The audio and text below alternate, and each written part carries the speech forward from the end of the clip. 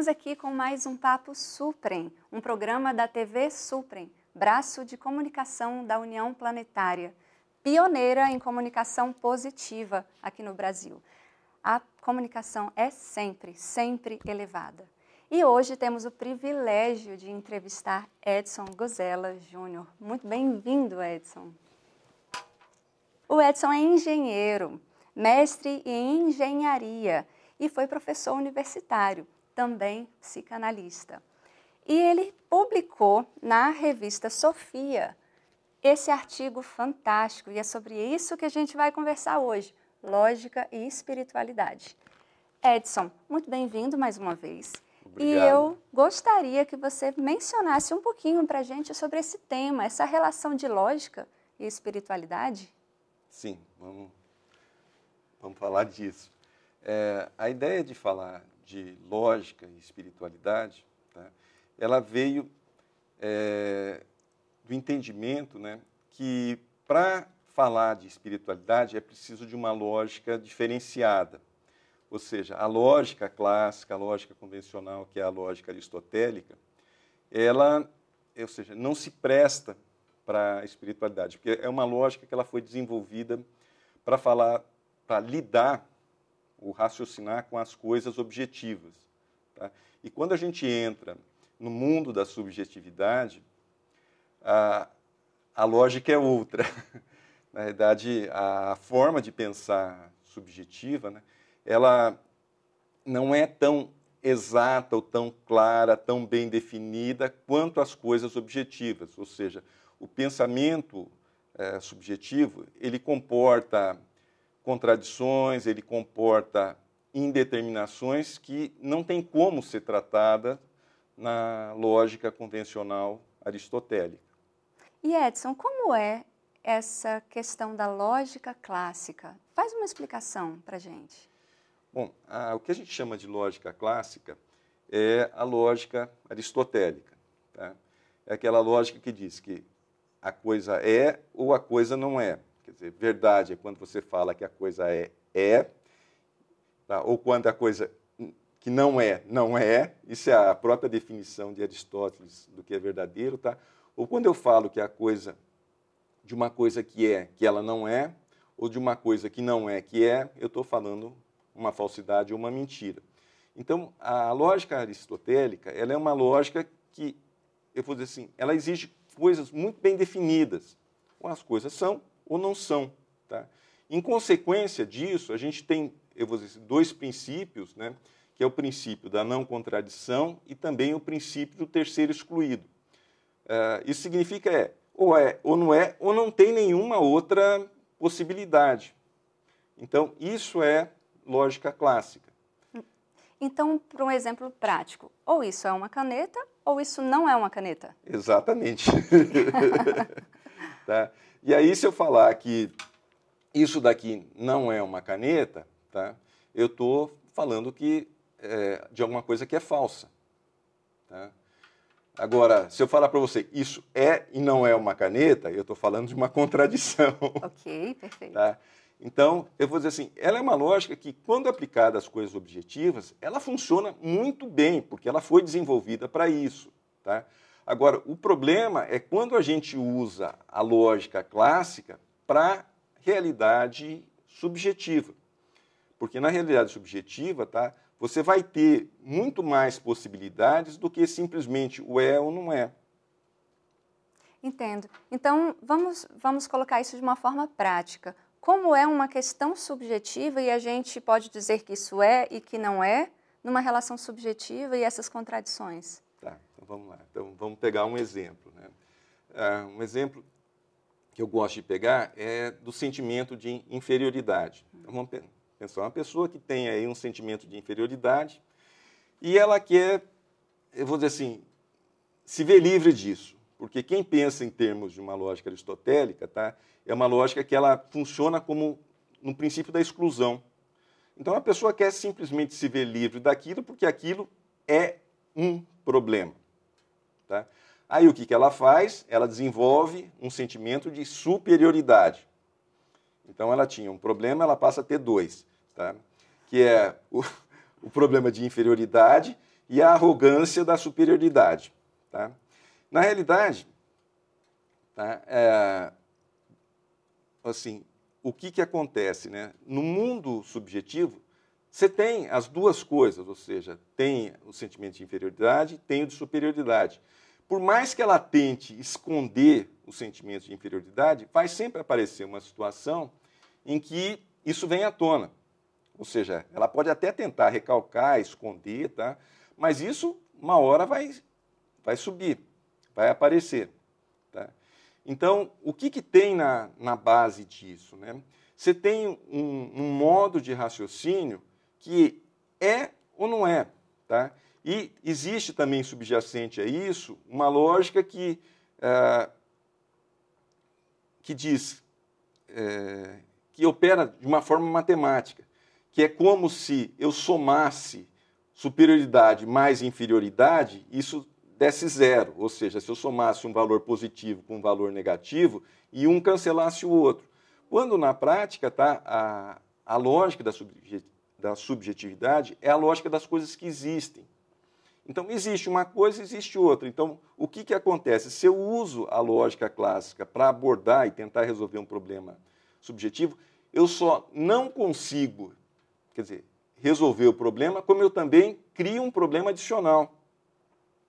Perfeito. Então, deixa eu ver se eu entendi. A criança que experimentou uma sensação de inferioridade fica buscando essa autoimportância e aí, por essa lógica clássica, ou ela é importante ou ela não é importante. E ela fica nessa luta. A gente não conseguiria resolver essa questão com a lógica clássica. Isso. Perfeito. Tá? É isso mesmo, tá? Assim, é que ela não pensa com a lógica clássica. A lógica clássica está embutida no pensamento dela. Ou seja, na verdade, está embutida na nossa cultura. Uhum. Tá? A cultura ocidental, ela é uma cultura que ela se desenvolveu com base na lógica clássica. Certo. Tá? E daí tem todas as decorrências dessa cultura, que é uma cultura competitiva, que é uma cultura, eu vou dizer assim, que está sempre em conflito, que, eu vou dizer assim, vez por outra, está em guerra. Quer dizer, tudo isso é decorrência de um raciocínio que exclui possibilidades. Tá? Aquilo que você tem... Quer dizer, o Freud já dizia, né, o inconsciente, ele não aceita a negação e aceita a contradição. Então, assim, tudo existe dentro da pessoa. Agora, se ela tenta negar um, tá, ela não vai conseguir. Ela simplesmente vai fazer de conta que não existe. Tá? E aí você tem uma coisa que é a loucura humana. Quer dizer, a pessoa entra num jogo de faz de conta, quer dizer, ela faz de conta que ela não tem o sentimento de inferioridade porque ela desenvolveu um sentimento de superioridade. Tá? Isso, literalmente, é uma loucura. Vira um conflito interno completo. Sim. Tá? E como é que a gente consegue resolver isso? Tem uma outra lógica para a gente associar ou substituir? Pode falar para a gente? Sim, essa lógica existe. Eu vou dizer assim, é muito mais antiga do que o que a gente imagina, tá? Ou seja, desde o século II ela já foi formalizada por Nagarjuna, que foi um filósofo budista, tá? Que ela inclui, além do fato de ser e não ser, a possibilidade de ser e não ser, e nem de ser, nem de não ser. Ou seja, você tem 4 possibilidades aí, tá, que expande muito o universo da possibilidade de raciocínio. Então, se eu sei que tem em mim o sentimento de inferioridade e o sentimento de superioridade, e que um não cancela o outro, eu tenho que buscar um outro tipo de solução para tratar isso. Quer dizer, não é desenvolvendo a superioridade que eu vou conseguir cancelar a inferioridade. Porque as duas coisas vão existir simultaneamente. Ou seja, uma hora aparece um, outra hora aparece outro. Então, o fato de eu saber que existem os dois faz com que eu procure uma solução diferente. Ou seja, uma solução onde eu vá na causa do problema, de entender que ali provavelmente existe um mal-entendido, e eu dissolvo esse sentimento, eu resolvo ele. tá? E não simplesmente tento tampar ele com alguma outra coisa. Perfeito. E eu quero que você nos explique, nessa relação da criança que se sentiu rejeitada, com essa sensação de não importância, mas depois do intervalo, porque a gente está encerrando o primeiro bloco e eu quero muito conversar mais sobre isso. Voltamos já, não mude de canal. Estamos aqui com nosso Papo Suprem aqui na União Planetária.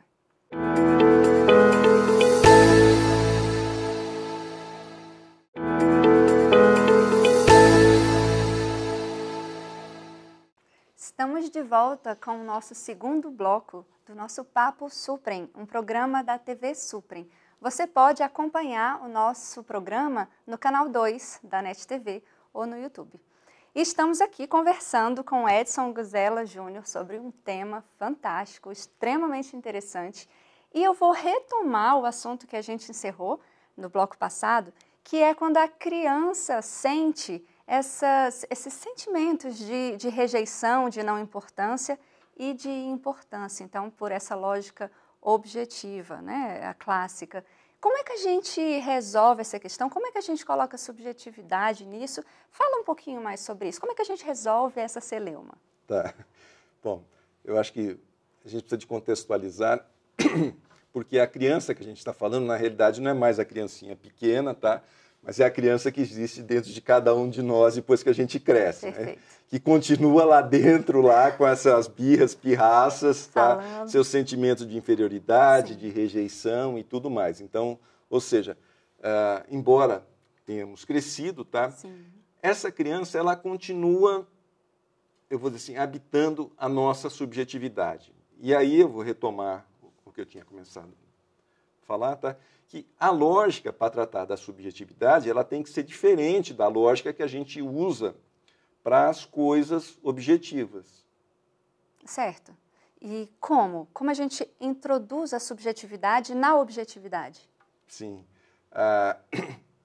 Ou seja, a forma de você introduzir, tá, a subjetividade na lógica, ou seja, o que é verdadeiro, o que é falso, tá, a gente introduz um grau de confiança, um grau de assertividade, tá? Um grau de uma probabilidade, dependendo da situação, naquilo que é verdadeiro e naquilo que é falso.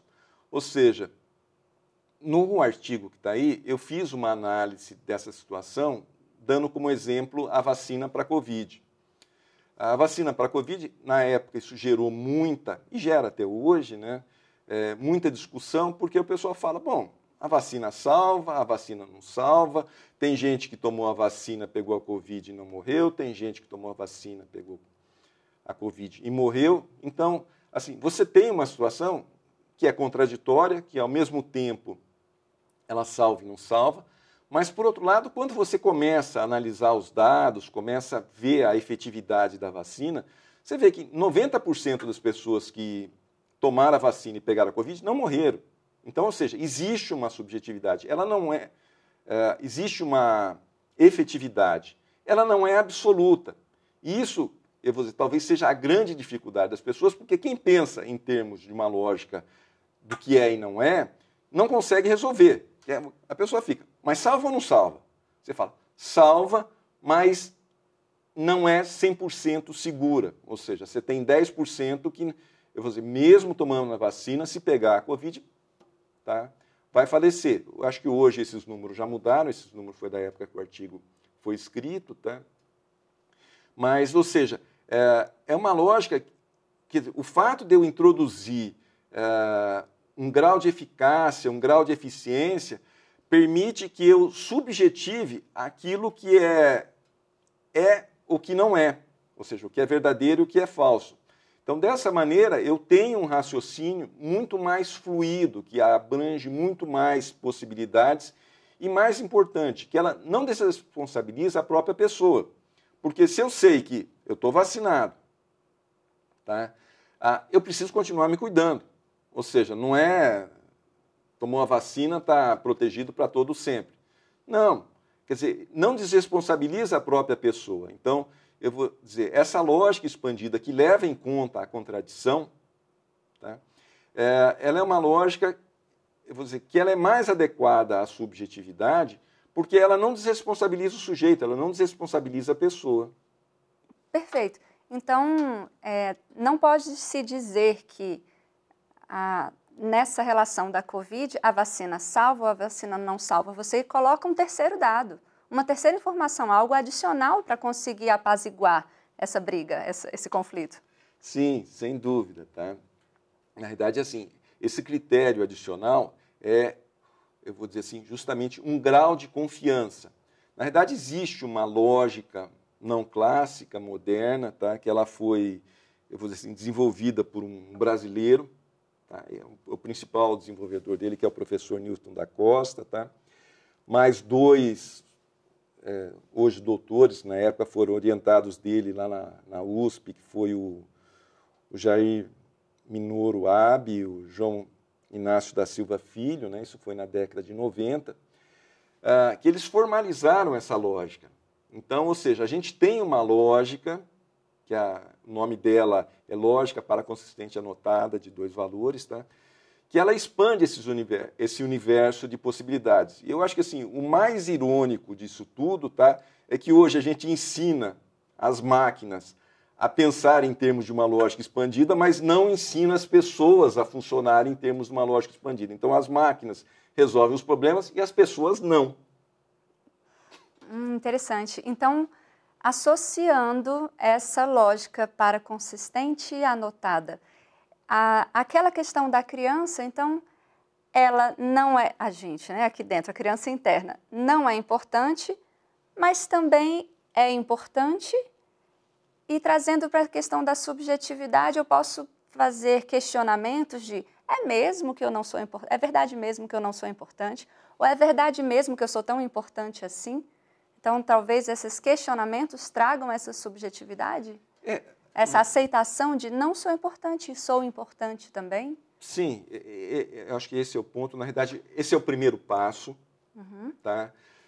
Porque se eu tenho uma lógica que ela é excludente, eu tenho dificuldade em aceitar que eu tenho um sentimento de inferioridade. Na verdade, eu vou recalcar isso, reprimir, fazer todo tipo de negação, esconder de qualquer forma, tá? E não vou trabalhar isso, porque na realidade, assim, quando eu aceito que existe isso, eu tenho outros recursos, ou seja, eu vou tentar entender o que é, da onde que isso surgiu, ou seja, vou buscar ajuda profissional, vou fazer alguma coisa com isso, e não simplesmente fazer de conta que isso não existe. Fugir, Sim, fechar os olhos. Exatamente isso. A gente só consegue curar o medo do escuro entrando no escuro, olhando para ele, né, percebendo o que é que aquilo ali está nos trazendo. Exatamente isso. Fantástico. Então, assim, daí vem, eu vou dizer assim, o suporte de uma lógica que aceite essas coisas, tá? Quer dizer, que aceite, eu vou dizer assim, aceite contradição e também tem o outro lado, né? Se eu caminhar um pouco mais, tá? Eu vou chegar à conclusão de que eu nem sou importante e também nem sou importante, nem não sou importante. Ou seja, eu sou uma terceira coisa que não tem nada a ver com isso. E como é que a gente alcança essa terceira coisa? Porque no seu artigo eu tive insights fantásticos, tive conexões lindas que me levaram para o meu dia lembrando do seu artigo. E você fala dessa possibilidade, que como é que a gente chega nessa terceira coisa internamente, esse vazio, como é isso? Olha, eu acho que, eu falei sobre isso num artigo que saiu na revista, na edição atual da revista Sofia, tá? Que é justamente assim, a possibilidade de você manter essa posição de não saber, tá? Ou de ausência de saber, tá? Ou de uma ausência de identificação. Na realidade, eu existo mesmo sem estar identificado a coisa nenhuma. Quer dizer, eu não preciso de ser bom, ser bonito, ser feio, tá? Eu simplesmente sou. Quer dizer, é um ser sem atributos. E eu só consigo localizar isso, tá? Se eu tenho uma lógica que me dá suporte para isso. Quer dizer, A própria lógica para consistente anotada, tá? Ela é um losango, que a gente chama isso de reticulado de Hasse, ou seja, na parte de cima eu tenho aí a contradição e na parte de baixo eu tenho a indeterminação. Então, a indeterminação é quando eu não sou nada. E eu vou dizer, longe de ser uma coisa ruim, assustadora, angustiante, tá? É o que justamente vai me dar paz. Porque, ao mesmo tempo que eu não sou nada, tá, eu posso ser qualquer outra coisa. Se eu me fixo numa coisa, tá, eu não consigo ser outra. Entendi. Então, essa identificação é como se eu me identifico como não importante, eu vou me agarrar a isso e viver uma vida levando essa não importância e acreditando que tudo me leve para esse lugar.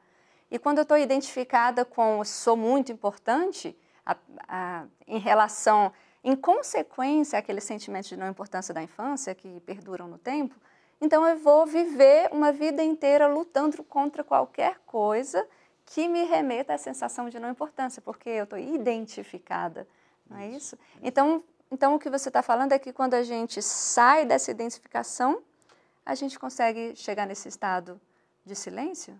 Sim, exatamente isso. Tá? A gente vai descobrir que o silêncio existe em nós. Tá? Na realidade, eu vou dizer assim, você só vai sair dessa situação de conflito, tá, quando você conseguir operar com uma lógica expandida. Então, esse eu acho que é o ponto principal que eu queria transmitir aqui. Né? Porque existe um problema, vou dizer, um problema inicial, que é o sentimento de inferioridade. Aí, para resolver esse problema, tá, se eu penso errado, eu vou criar um outro problema, que é o sentimento de superioridade, com ele vem a arrogância, o distrato com as pessoas e tudo mais. Uhum. Aí eu vou ter duas coisas que vão ficar conflitando dentro de mim. Perfeito. Sentimentos de... Tá? Esse conflito, ele, eu vou dizer assim, ele vai se exteriorizar. Ele vai se exteriorizar na forma de competição, na forma de disputa, em último caso, na forma de guerra. Interessante. Como é que eu faço essa relação da guerra e da paz? Vamos lá. Então, assim, você vê que em cima de um problema inicial, por uma questão de, vou usar o termo, do uso inadequado do raciocínio, ou seja, de um raciocínio baseado em coisas objetivas, aplicado ao universo subjetivo, à realidade subjetiva, eu vou criar um problema adicional, que eu vou criar disputa, eu vou criar conflito, eu vou criar guerra. Tá? E ao passo que, se eu aceito que essas coisas existem, tá?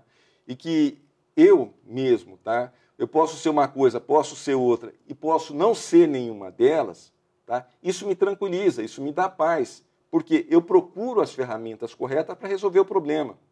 Tá? Então, eu não fico de um polo para o outro, tá? Como nas guerras. Como nas guerras, tá? Tentando mostrar que um é mais forte do que o outro. Simplesmente você fala, existe uma coisa, existe outra. Não tem problema nenhum delas existirem. Tá? O problema está eu negar uma delas, quer dizer, e a partir do momento que eu constato que elas existem, aí eu vou tentar uma forma efetiva de resolver o problema.